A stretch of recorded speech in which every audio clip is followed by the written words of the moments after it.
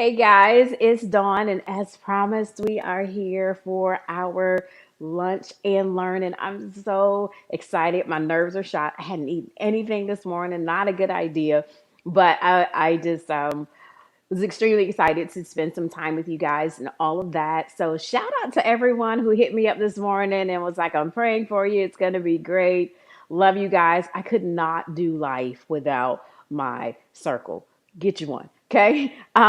But anyway, so we're going to do this lunch and learn. There's information that I want to give to you and impart and share for your business and for your organization, for whatever you're a part of. Project management applies in all of life. As a mom of four boys, I definitely can tell you project management, deliverables, task owners, that even applies in my everyday life as a mom, as a parent. And so, yeah, project management literally can go in any industry, in any sector. I've done project coordination and construction, logistics, details, deliverables, execution, permit deadlines, permit expirations, permit extensions, like all that kind of stuff all falls into project management. So that's what we're going to talk about today.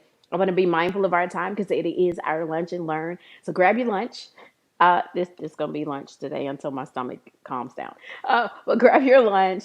And we're going to talk about project management and the value of project management. So you're going to kind of watch my eyes go all over the place as I maneuver my presentation and show you some things I've kind of put together. I'm a visual learner.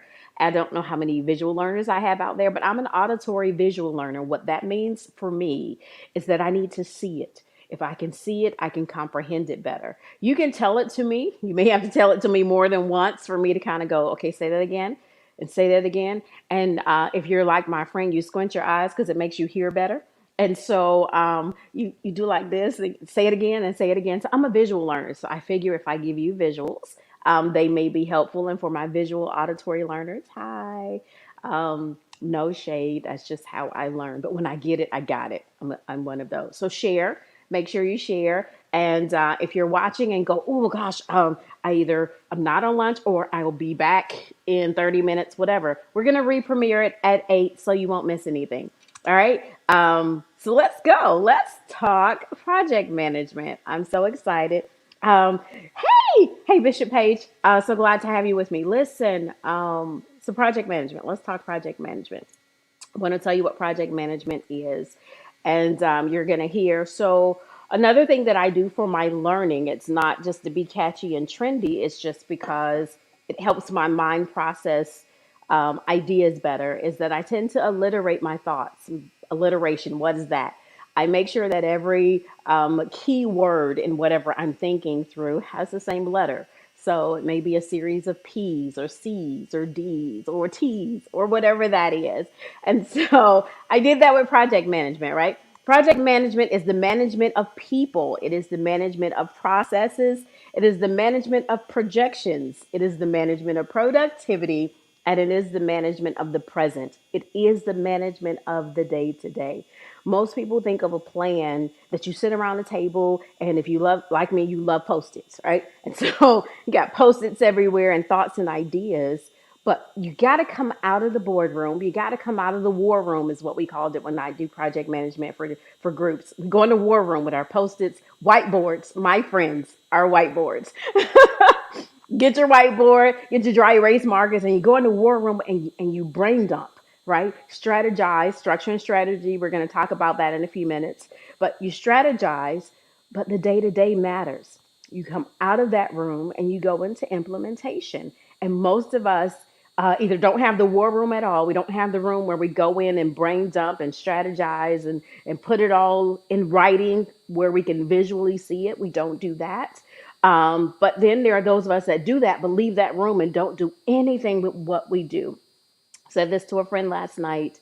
If I believed my dream would be true in 5 years, whatever that is that I want to do, that in 5 years or even in 3 years, that everything that I said I wanted to do with my business, with my home, with my career, with my church, if I'm a pastor, if my with my nonprofit, with my community center, if everything I wanted to do, everything I wanted to build, everything I want to accomplish was guaranteed in 3 years or 5 years, what would I do differently today if I know that's going to happen. And if I believe that, right? If I think through that, then my day to day matters. What I do right now matters so that that happens in 3 years, in 5 years. So, project management, again, is the management of people, processes, projections, productivity, and the present. All right. So, my biggest part of project management for me. And this is coming out of corporate America and seeing how it worked in corporate America and going, I don't know that, I think we missed it. Project management really for me is managing people. If you manage people, people manage the project. I won't say duh, duh, right? They're your greatest asset in your business are going to be your employees, your people. That's your greatest asset, not the dollars. People make the dollars, okay? Not the product, though it may be great. People package, build, process, take orders for the product. Without the people, nothing exists. It doesn't move. It doesn't work. And so you've got to invest time, dear business leader, dear entrepreneur. And I know some of my entrepreneurs are watching like, Dawn, I don't have a team. Build one, right? There are people who support you, even if they commit to only give you 2 hours a week. Maybe they're volunteers to begin with because you are a baby organization and you're just getting started. But don't tell yourself, I've got to do it by myself. That's failing at hello. Build a team. Even if your team starts with just one more person other than you, build a team. You've got to have the idea that this is going to move, this mountain's going to move with a team. Got to build a team. Okay. So, in talking about people management, purpose driven people, I believe this with my whole heart, are unstoppable. Rally people around a purpose and they'll move anything. We got to see this in 2020, unfortunately, in a negative light, but it worked. And we got to see it in 2021. I'm going to give you two separate incidences. In, in the death of Floyd, right? We got to see people, George Floyd, we got to see people of all ethnicities rally around something they thought was absolutely unbelievable. You saw African Americans, you saw whites, you saw Asians, you saw Jews, you saw all kinds of people rally around social injustice. They marched on cities and gathered together. Why? Because they had a centralized purpose, right? Okay, fast forward, because I'm going to show you this works whether it's a good cause or a not so good cause. In the beginning of this year, we saw people storm the Capitol, right? Rallied around one purpose, centered around synergize, organize, strategize, and structured around a purpose. Purpose driven people are unstoppable. So you get your people, you build purpose around those people. So rally these people. Here's our cause, here's our product, here's our organization, here's what we're trying to do. Give them purpose, and then you get productivity in that order: people, purpose, productivity. Okay, I want to keep moving. All right. So in people management, synergy is the secret sauce for people management. What do I mean by that? So synergy is, in our language today, a lot of people go vibe or energy. The energy in a room, the vibe in the room, the climate or temperature of an environment or an organization. Culture is a word we like to use in corporate America. What is the culture of the organization? Well, synergy matters, right? Synergy allows me to take people from different backgrounds, different walks of life, different temperaments, different attitudes, different paces, different skill sets. And I allow them to all sit in the same environment and around this one purpose, this product, this organization, this whatever I'm driving. I get those people to work together where they would not otherwise work together. Synergy matters. There's nothing worse than having a team that can't get along. We're not going to be, you're going to be fussing about productivity, right? If there's no synergy, but there's synergy in the team. Even if I do project management, you do marketing, you do communications, you do media, somebody else does finances, right? Normally we see the finance person going, oh, here they're going to come with doom and gloom. We're not making the numbers, right? It's going to be about numbers. But if you have synergy in that group, that is the secret sauce. Fun free tip: synergy is not always built in the boardroom. That's just free. Synergy often is built outside of the boardroom. It's built around doing life with people at times. And I'm not saying y'all got to be BFFs and always are around each other, but there is a level of synergy that's built when I know you beyond your name and I know you beyond your job description. That's where synergy is built. And it allows me to go, let me take my strengths and your strengths and let's compensate. That's the diagram. Let's compensate for our weaknesses to balance out. And now this train is moving, right? That where I'm not good, okay, but you're good at that, so you're going to handle that. And you're not good at that, okay, I'm good at that, and you're going to handle that. And we synergize our strengths, we minimize our weaknesses, and the train moves. Synergy is the secret sauce. Okay, put that in your pipe, smoke it. Okay. One more thing about people management. You can see people management means a lot to me. People management and driving the concept of people management. Here's fun tips for leaders, supervisors, managers, anybody that's running an organization of any kind. Here's some things that I've learned in my 20 plus years of doing administration, project management, people management, all of that. Um, Comprehend them. That's part of getting to know your workforce, getting to know your people. It's no different if you've ever worked in a call center. We tell our employees all the time, get to know your customer. You're going to get the sale. You're going to get whatever it is. If you take the time in those first few minutes, you get their name. So now they're not ma'am and sir. You want to shut me off in a phone conversation in customer service after you've asked for my name and I told you my name and the rest of the conversation, you call me ma'am? Oh, it's over. It's over.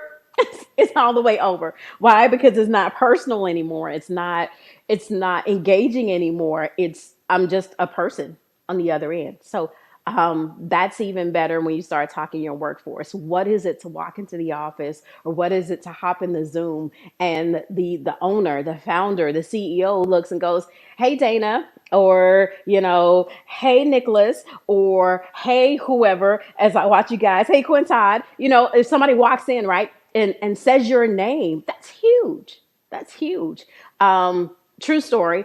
A supervisor friend of mine, it blessed my whole life this week. And yes, I am unapologetically a Christian. But it blessed my whole life this week. I watched her have a scheduled coaching session with one of her employees. The employee admitted they were having a really bad morning, bad day. It's not working. Instead of proceeding with their scheduled coaching, she said, "Hey, let's do this. How about you take the 30 minutes that was scheduled for our coaching and you take a mental break? Go reset, go do something to kind of get your day back on track." And let me show you the business genius behind that. If I take the time to take care of my employee, the productivity I didn't get in the first half of the day, or the first few hours of the day, because they were mentally not there, mentally not engaged, mentally just not where they needed to be, by me understanding them, by me comprehending who they are, how they tick, foregoing my business agenda, and I've got to get this done, and remembering there's a person behind my agenda, change the game. Productivity the rest of the day now looks different. Why? Because my supervisors saw that I needed more than just, okay, you made your numbers this week. No, you didn't make your numbers. Well, let's see how we can change that. But okay, let's put that to the side. Let's talk about you. You're not having a good morning. Hey, take 30 on me. Breathe, right? Comprehend your people. Once you comprehend them, using that same illustration, construct a plan about how to get the best out of them. That if I know George is not a morning person, okay, so the task and assignment I'm going to give George is not going to be something that happens at 7 a.m. in the morning.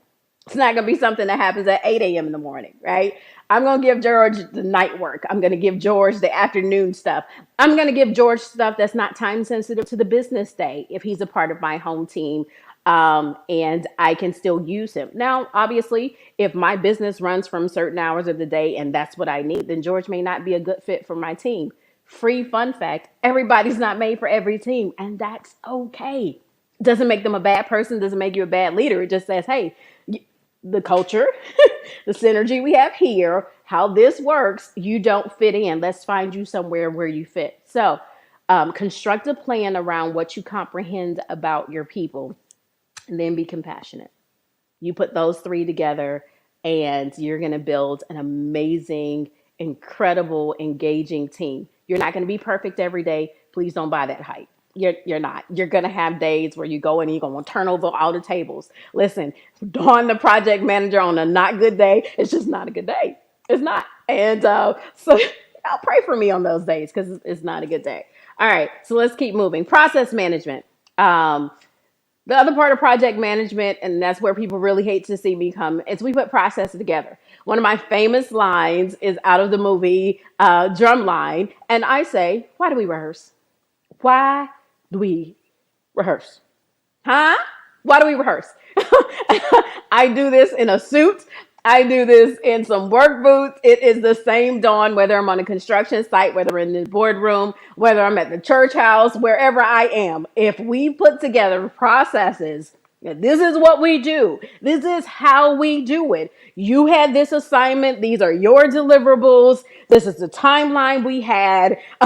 This is the location we were supposed to meet at. Oh my gosh, please don't show up at the wrong. Oh, you want to see me look crazy? Where are you? Oh, I'm at 555 Fifth Street. Why in tarnation are you at 555 Fifth Street? Huh? The paperwork said we were meeting at 123 Main Street. Why are you at 555 Fifth Street? Oh, because, yeah, that. Management of processes, okay? Project managers have to remain poised and go, I'm not going to die today. I'm not going to die today. Not going to die today, okay? Management of processes. So you got to have your task owners. That's the who. You got to have deliverables. That's the what. What are we doing? There's nothing worse than gathering and not identifying actionable items. I'm big into functionality. What the heck are we doing? Now, some boardrooms, it may not say heck. But anyway, task owners, deliverables, that's the what, when, timetables, that matters. Time is a currency that we don't get back. And when it's spent, okay? There's no refund on time. So timetables, when is it due? Location, where is it supposed to happen? In this virtual world, even location matters there. Be in the right Zoom. Amen. 3 people. Or we're not in Zoom, we in Teams. Or we're not in Teams, we in Google something. Like be where you're supposed to be, whether that's physical or virtual. And then the purpose. I'm not going to run away from purpose because purpose is the underlying current in everything you're going to do in project management. Because when the project starts to get derailed, it's your job as the project manager or have a project manager on your team. Their job is to recenter everybody on why we started. What's our goal? What are we trying to accomplish? Let's recenter on what we're doing. Project plans do that. And it allows you to kind of reel your team back in when you hit speed bumps. That happens when you hit milestones that are messed up. Recalibration is huge, right? So always remember your purpose. So that's the who, what, when, where, and why instead of the how. Why? Why is your purpose? All right, got to keep moving. Project management is the management of projections. Now, this is the part where most people make this the biggest thing, and it's not the biggest thing, but it is a necessary thing. You want to have measurable metrics. You want to be able to gauge, are we on target? Are we where we're supposed to be? That's not a bad thing. Come here, churches, because this is probably where I get the most annoyed in project management. We're big in Christian circles and religious circles on not wanting to have measurable metrics and want to slap on top of it. Well, what 2 or 3 are gathered. Well, you didn't plan for 2 or 3. You planned for 300. All right. If 2 or 3 show up, you didn't meet your projections. And we've got to talk about that. We can't water wash that. Ooh, we had a hot time in the Lord. Did you meet your projections? If you intended for 50 people to show up, that 50 people show up. This is no diss on God. This is no diss on the Holy Spirit. This is no diss on sovereignty. These are projections when we sit down and when we put a plan together. Chris, don't give me them eyes. When we put a plan together on how we were going to do something, we put projections that by this time we want to have grown to this percentage or this number, whether they're percentages or hard numbers, projections matter. And so you can't whitewash that. You can't water wash that or however you want to wash it. Okay. Doesn't go away. If we don't meet our projections, you would hate me as a project manager in a postmortem because after we give each other high fives and we survive the project, my next question All right, what the hell happened? Who? I did. I said it. Y'all stretch your hands towards the camera. What happened? Why we had three singers and I asked for 13. Um, why we raised $50 and we needed 5,000. And that's in nonprofit sectors. That's in business sectors. That okay. Take construction. Okay, the gas is in the ground. I used to do underground utilities. All right, gas is in the ground, but you tore up the whole lawn. And now Miss Jones is calling me because she need a new driveway. She wants St. Augustine grass when she used to have Bahia, but she gonna lie because you tore up the grass, right? Did you get the job done? If the goal was putting gas in the ground, you put gas in the ground, but what'd you tear up on the way? We're gonna have to have a conversation about that, right? Who didn't close the permit? Who didn't extend the permit? We did that without a permit. Okay, so now we got to go back to the city of Tampa and explain why we did work without a permit, right? Like, we're going to have the real conversations because our projections matter, right? Where are we? Are we where we're supposed to be by now? If we're ahead, that's when you get to celebrate. You'll love me as a project manager. Guys, we are ahead of the game. Yes, let's go. That means, and then I'm Aggie. That means we can accomplish more. We just bought ourselves some more time. So let's throw in a couple of more deliverables. I'm that person. If we're behind, then yeah, we're going to talk about why are we behind? Now, there are some uncontrollables, right? I give to that. Like in construction, you don't control the weather. That's Jesus. You don't control the winds or the waves, right? And so, because you don't control the weather, but a good project manager plans for contingencies, plans for missed steps, counts the weather in. Every year it rains. Come on, Floridians. Georgia people, I love you. Check y'all weather. But if you live in Florida, right, you know we have rainy seasons. You know hurricane season is coming. So if you're planning something that's outdoors, you factor in the fact that we probably need a rain contingency plan for this time of year. It might be bright and sunny and you never have to whip out a tent and you never have to go to your alternative location, but you should have one. You should plan for that. All right. So if we're behind, what did we do wrong? What can we do to get back on track? The last thing I want to talk about in projection management is sometimes when we project, when we're in the war room, we have really high projections, right? And we think really big.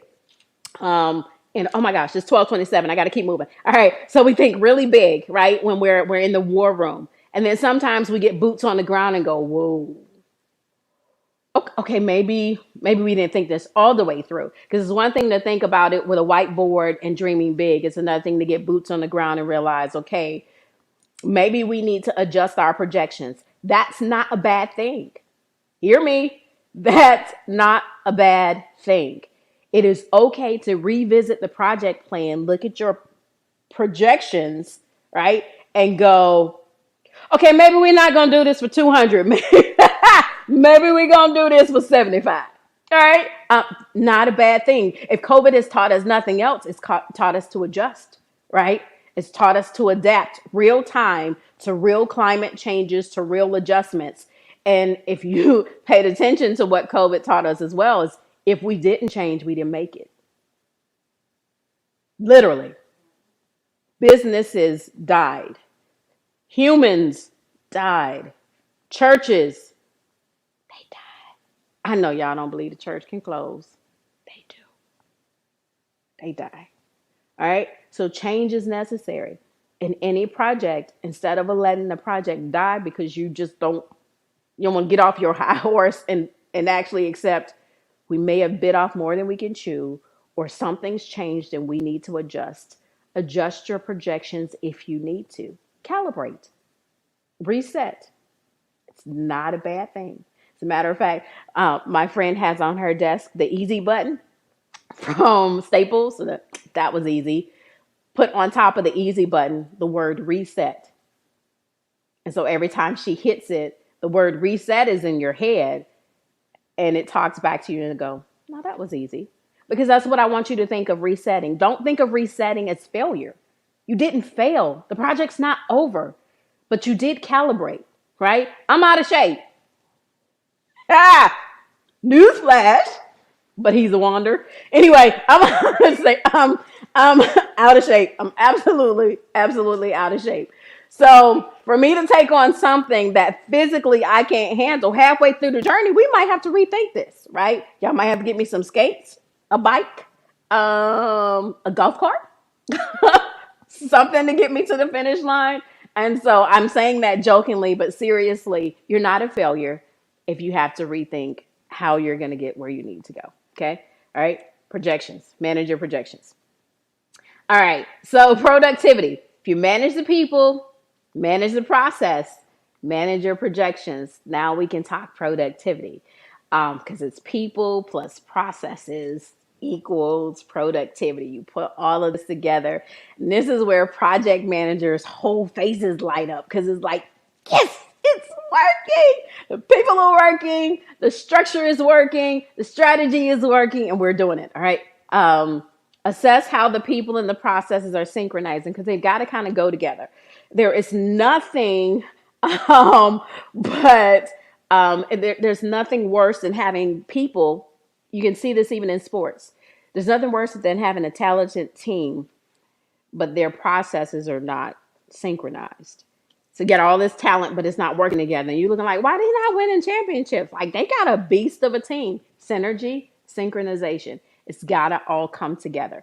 So when your people and your processes, and part of that in your process writing and your procedure writing, think about your people and where you place them. Sometimes we place people in positions not because they're skilled for that position, but because they're an available body, because they my friend, because they my cousin, sister, brother, twice removed from the other side of the family, and I needed to put them somewhere. Okay. When you want to have a successful project, let's rethink where we put people. People placement is important. So think about your process that you want to put together and match the people to the process. And no love loss. I love business because business is a lot better at this. Corporate America is a lot better than this, than your nonprofit volunteer based organizations. And I'm coming for you, volunteer based organizations, because you can operate at a level of excellence that corporate organizations that are for profit operate at. You absolutely can. You can get unpaid people to operate at that level. It's doable. It's all in how you manage the people. It's all in how you manage the process. Okay, so take me. If I were to actually to come on your team and offer my project management services on a volunteer basis, this is how you get excellence out of me. Your structure and your processes should factor in that I'm bivocational or that I'm only lended to you for a limited amount of time. So let me maximize the time that I have her, right? Do that with your people and processes. If Joey only has 2 hours a week to give to this project, in your processes, put Joey on the job that only requires about 2 hours a week. Don't put Joey on the job that needs 20 hours, right? Because now you're going to be mad because Joey didn't have 20 hours to give. Put your people and your processes together. Assess and make sure they're working. Again, resetting is not failure. Say you put me, Dawn. You put Dawn on a task and I'm bombing. Don't let me keep bombing at a task. Pull me off of that assignment. Put somebody else there. Put me on something that I might be better at. That's okay. That's called leadership. It's called management. That's called adjusting. That's called calibrating. Doesn't make you a bad person. Doesn't make me a bad person. It just means in our people and processes, we put me in the wrong place. Okay. So take it out and put it somewhere where it actually fits. Okay. In my next lunch and learn, I might have to grab you guys one of those little cubes that you had as a kid where you put the square in the square hole, the triangle in the triangle hole. Stop trying to make triangles fit in the circle hole. It doesn't work. Okay, you're going to have gaps. Got it? Got it. You guys are great. All right, moving on. The present. That's your day today. This is my last one for this lunch and learn, and then I'm going to open it up for questions on project management. Again, this was kind of Meet Dawn, the project manager. This is a high level overview. I'm not giving a lot of details on the how and all of that. Part of Grace Applied Services is that either I come to your organization and you pay me to do it for you, or you pay me to come in and consult your team, build the plan, and then I'm out. I'll check on you in a couple of weeks to see how you guys are doing, that kind of thing. But these are just some basic things that I think I can just help people think project management. If you think the world is going back to the way it used to be, it's not. It's not. Newsflash, it's not. Ever. Every business, every corporation, every church, every nonprofit, every community center, sports, you name it, pick an industry. No one is going back to life as we knew it prior to the pandemic. That's just free. If you're mad, I need that GIF. Somebody put that GIF somewhere. This one. World's not going back to the way that it was. Newsflash. Okay. Now that you got that deep down in your soul, be like the rest of the world. Calibrate.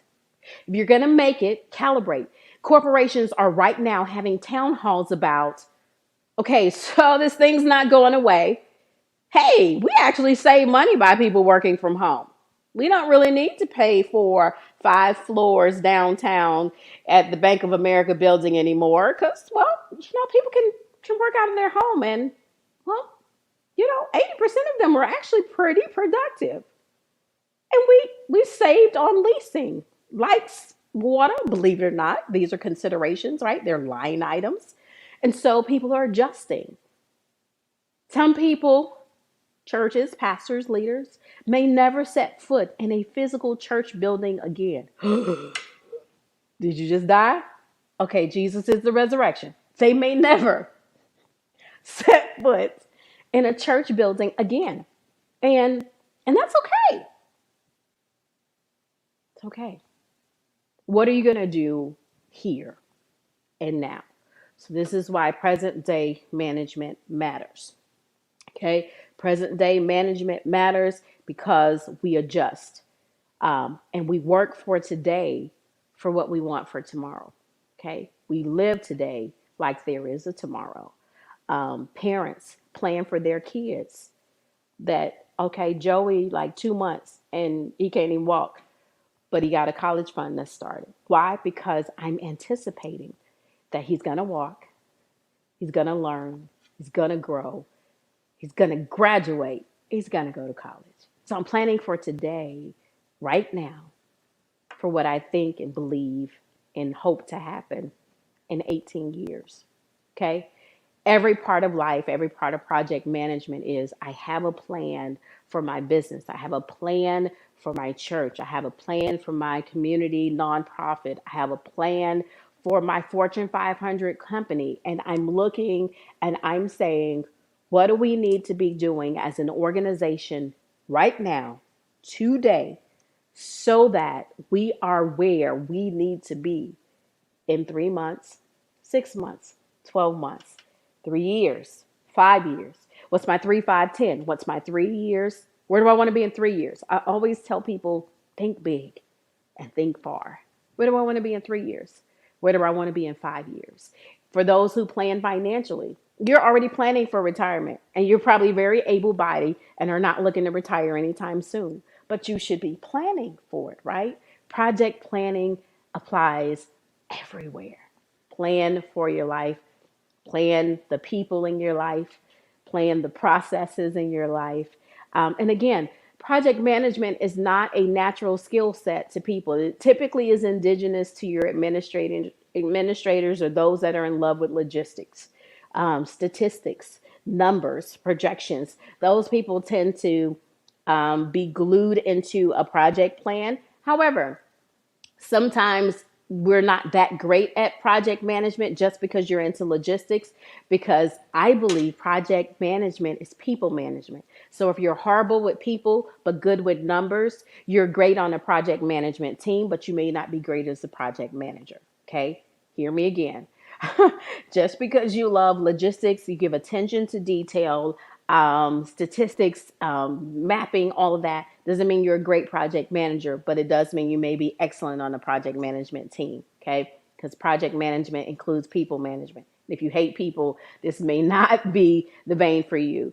Leader, visionary, CEO, founder, whoever you are, maybe you're not in the weeds like that and don't even think like that. That being said, I got 20 minutes for questions. But let me say this to you: find your project manager, find you somebody that does think through processes that's necessary. You need that skill set on your team.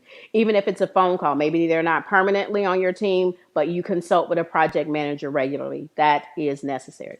So that being said, presentation's over. I've talked a lot. Any questions for my fans and my friends and my loved ones and anyone? This is your kind of 20-minute free consultation with Dawn, the project manager, on projects.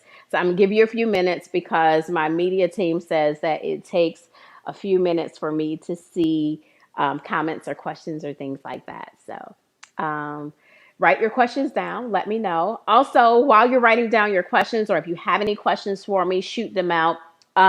Lunch and learns. So we're going to try to aim to do a lunch and learn, pending my schedule, but we're aiming to do lunch and learns at least twice a month, where I hijack your middle of the day and we talk project management. So that being said, also put in the comments if there are any topics you would like to see covered, any roadblocks or hurdles or whatever you've gone through, that you would like to pick my brain and go, how do you handle this? Or can you talk through that?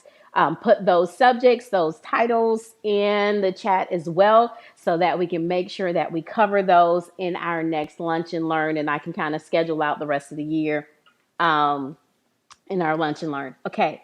So, how can you identify people who should be on your team? Great question. Absolutely great question.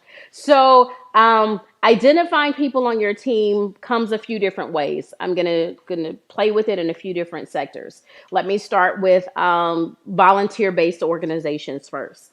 Volunteer-based organizations, identifying people on your team is going to be first just identifying people who have time, right? Because you got to have people that are going to be present, that are going to be engaged, that are going to make a commitment. So in volunteers, so that's why I said, let me start in volunteer-based organizations first, because time matters. Find your people that have time. Once you've identified people that have time, then you're going to want to identify the talents of those people that have time. So I've got time and I'm good at what? Because there may be people that are good at things, but that's not what you need on your team. Or that's not even a service that's valuable to you, but it may be valuable to somebody else. Sharing is caring. So let me throw this out there. You may identify somebody that has a skill set that is not useful to you, but is useful to your friend over there. Share it. And here's why. Because your friend over there may find a talent you need on your team, and the reciprocity is now built. You're building partnerships across platforms. I don't know why we get so territorial in certain circles, but you're building partnerships across platforms where resources can be shared. Sharing resources is not a bad thing. Sharing resources is not a matter of loyalty and disloyalty. Get out of that, right? Sharing resources builds groups. So identify people with time. Identify people by their talents. Once you've identified their time and their talents, let me back up. Before you identify their time and their talents, hopefully you already have a structure of where you need to plug people. There's no point in identifying your volunteers and you don't even know what you need. So I would roll all the way back into building your team to identify, what do you need on your team? What am I lacking? What do I need? What do I need help in? Who do I need? Put that structure, even if there are no names there. Don't be afraid to build and dream big for the team that you need. If I know that I need a core team that has, take Grace Applied, I know I need someone doing media, even if I outsource it. I need media photography, videography, graphics, all that stuff. I need someone either on my team that does that or someone partnered with my team that does that, right? And so identify your needs, build your org chart or build your workflow chart, and figure out what resources that you need. Then identify the people that have time, identify the people that have talents, and plug them into the places that they fit. And then where you have vacancies. So say my strength is administration, but I can do other things. If my time says I can handle more than one task, I may be a person on your team that serves two roles until we get somebody else. Smaller organizations often have to double up on roles. That's why you want to start with time, because you'll minimize failure and frustration if I know this person only has this many hours. So their task need to meet and match kind of where they live, what they have. So identify their time, identify their talents, plug them in. But before you even identify anything with the team, identify what you need on the team. Most of the time, we just want people, and then they get there and go, "What do you need me to do?" And you haven't identified that. So identify your teams by knowing what you need. Build your org chart first. I would say that. Build your org chart first. Build what you need, even if it's not there, even if that arm of your business is not functional yet, but that's in your 2, 3, 5 year plan. Put it on the org chart. It may be a section that, for visual reasons, it's grayed out, or says future across it, but don't write it off. Leave it there. And I'm going to tell you why. Even in corporate America, if we know where we're going, if I'm building my career with it, I'm more apt to be committed to the organization and the corporation if I can see a future. So I'm starting here, but on our org chart, there's a role that's coming down in a year and a half that I want. And I can see it. It's not functional right now, but I think I'd be good at. So I'm going to work my way towards that particular position. So that works in the profit and nonprofit organizations, on how we identify roles. Okay. So in corporate America, well, this is how that works. In recruiting, we identify skill sets that we need for that position. And then we hire based on the skill set that we need. Now, here's where we miss it sometimes in corporate America, because obviously we know that there are buddy systems at times, barring all of the rules, regulations, and discrimination laws. The truth of the matter is, a lot of progression in corporate America is based on who you know and not what you know. Don't let anybody tell you different. You can have the most extensive resume, and somebody with a less extensive, less experienced background can get the job, and they're unqualified for it simply because of who they know, or who their mom knows, or who their dad knows. It's just the reality of corporate America. That happens. However, ideally in corporate America, we identify what we need for a skill set, hire based on that. But here's where I think managers miss the boat. I'm a firm believer in the 90 days. You hear me? Y'all gonna hear my country part come out. You hear me? I'm a firm believer in the 90 days. In the first 90 days, here's what we get to do. I get to figure out who you are, and you get to figure out who I am. I get to figure out if your resume is real or if you just had somebody fluff your resume, and if you really know how to do the job. You get to date me and I get to date you, and we get to make a decision on whether this is a long-term relationship. Too often in corporate America, we hang on past the 90 days, and we knew really in the first 90 days this wasn't going to work. And now we got a culture problem. We got a cancer in the culture that we got to deal with. We got this employee, we're moving from department to department, trying to save their job because we don't want to go through the hassle of making sure we've dotted our I's and crossed our T's, and even in right to work states, it gets really stupid. So yeah, 90 days. Let's figure out if this really is going to work, and then we'll go from there. Yeah, so cool. Great question. Loved it. I love 90 days. I love 90 days even in volunteer sectors, to see if I think that probationary period, it gives you enough time. This is even free, and this ain't got nothing to do with project management, but even in relationships, right? Normally people are great for the first 30, 60, 90 days, and then they kind of fall off, right? But you kind of get a chance to see who people are and if it'll work.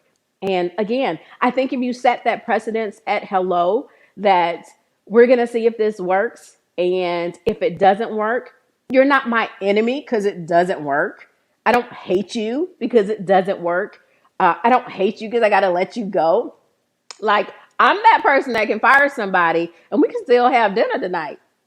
We can go eat some wings, have some drinks, and have a great time. Like, separation, that this is not personal. And while I'm passionate about my purpose, while I'm passionate about project management and what I do, it's not personal to the degree that I don't know how to separate. And sometimes we fail corporately and in non-corporate environments because we take everything personal. It's not personal. If it doesn't work, it just doesn't work. Doesn't make you bad, doesn't make me bad. It just says I'm square, you're triangle, and it doesn't work.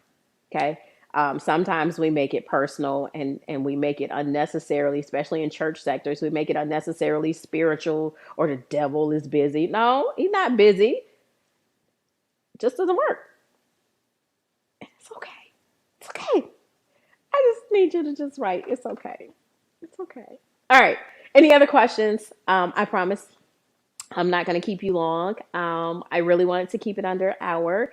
We're going to re-premiere this later. So if you know somebody that would benefit from our time together and talking about project management, make sure you share it. Tell them to join us again at 8 o'clock. Obviously, we're re-premiering at 8 o'clock. So what's going to happen is that we'll re-premiere, but I will be on in the chat, taking questions, making notes, trying to respond to questions, and we may even come back and do a live just for Q&A to say, hey, I got questions that I just want to answer on the live, and we'll do that way is a possibility. Our next Lunch and Learn, like I said, we're trying to do 2 a month. So our next Lunch and Learn is going to be on Friday, August 27th at noon. Again, Friday, August 27th at noon. We'll do our next Lunch and Learn. Again, any topics that you want to see, hit us up on our pages. We are on YouTube. We're Grace Applied everywhere. Okay. So Grace Applied on IG. We're Grace Applied on Facebook. We're Grace Applied on YouTube. So find us anywhere, everywhere. Email address is mygraceapplied@gmail.com. Mygraceapplied@gmail.com.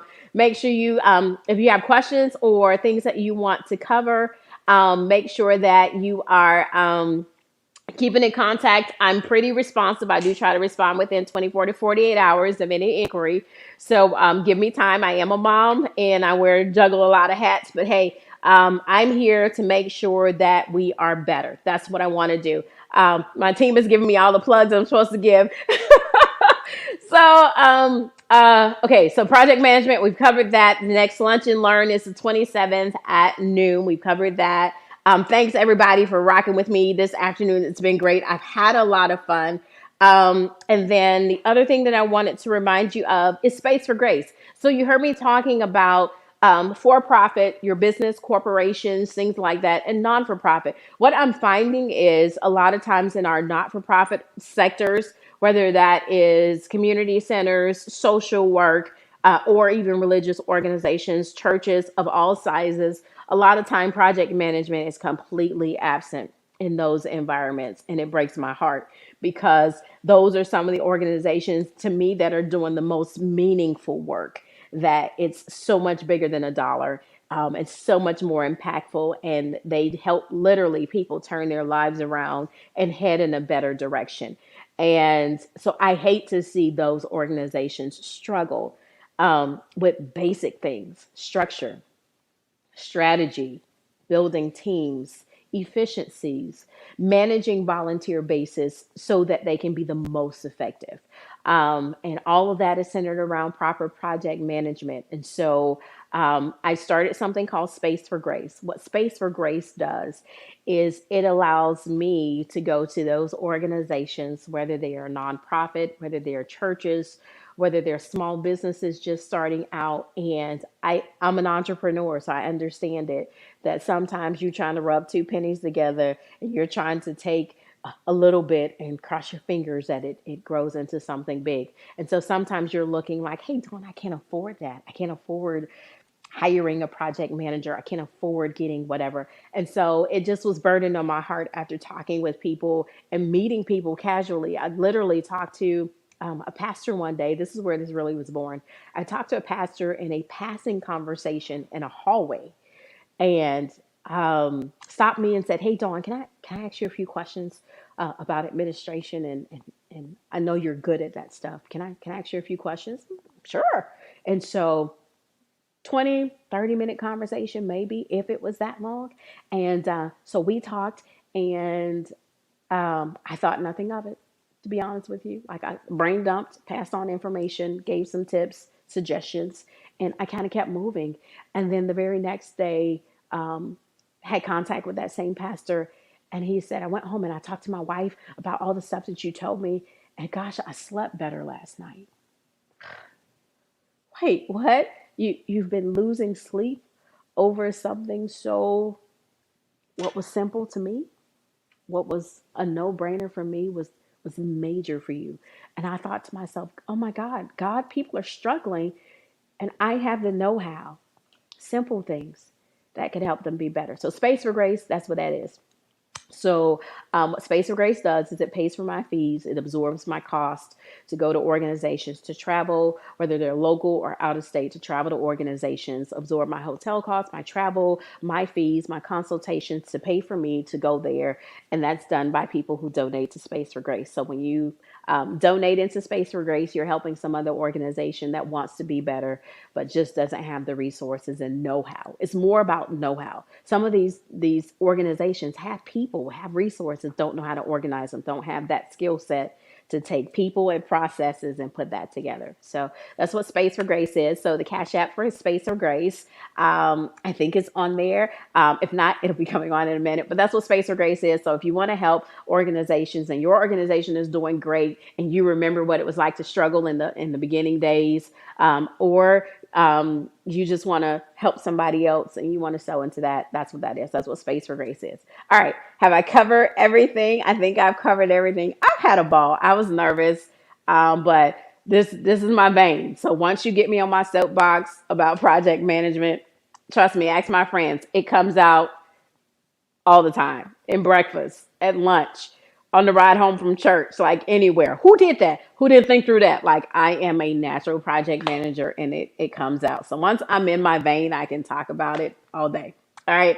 But love you guys. It's been fun. Looking forward to being in a boardroom near you, in a classroom near you, across the coffee table. One-on-ones are great for project management because it allows the project manager and to project managers that are watching.